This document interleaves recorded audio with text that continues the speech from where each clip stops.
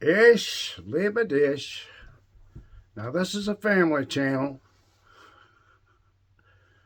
so I can't say the word hate, but I heavily dislike clickbait when it doesn't click within the first minute, and I'm pretty sure you don't either.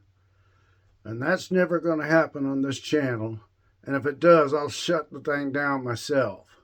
Okay? So, it's impossible to be out to lunch when God calls. In fact, there's no way you can be anywhere at any time without you knowing God's calling. If you're in bed with your friends and God calls, you're going to know it. If you're at the pool with your friends and God calls, you're going to know it. If you're in the bathroom with your friends and God calls, you're going to know it. Now, I know I'm called because I didn't even have to hear the teaching of salvation to get converted. I didn't even have to hear the gospel to get converted. I know I'm called because I'm cursed. I'm cursed with the ability to cite scripture at any time because I spent the first 32 years of my life knowing I would never do that to anybody ever. As it turns out, I'm one of the called from the book of John, chapter 6, verse 44. And if you're able to read that, it's a good chance you're called. Because let me tell you something, you're not going to believe this, but this is true. Now, I've called the uncalled, and shouldn't have. From now on, I hope to refer to them as the self-called. And let me tell you why.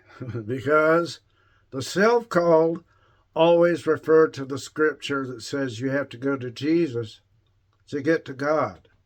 And for some mysterious reason, they're not able to read John chapter 6, verse 44. If you're able to, then you know you're called. You know you're called because there's things in that verse that say specific things that you are never to lie about or to be in doubt about. He says if you're called, you're going to be raised on the last day. Now, like I said, the self-called are always saying you got to go to Jesus first. And while that's true, you're supposed to be drawn by God first. You're supposed to be the subject of Matthew 6:33. Matthew chapter 6, verse 33. God, I hate citing scripture, but I know I have to do it. If you're Matthew 6:33, it's very likely you're going to be able to read John chapter 6:44. See, let me tell you something else about the self-called that they do. They say they're saved, they say they're born again, and they say that Jesus is Lord. Why do they do that? Why? Those of you who watch YouTube a lot and know about Kenneth Copeland, what he's about, he's a charlatan, right? What has he done his entire career in auditoriums and concert halls? He has a sign way above him that says, Jesus is Lord. Now, when is honesty going to ever happen in Christianity? If Jesus is Lord, the whole world would know it. Nobody would have to shout it.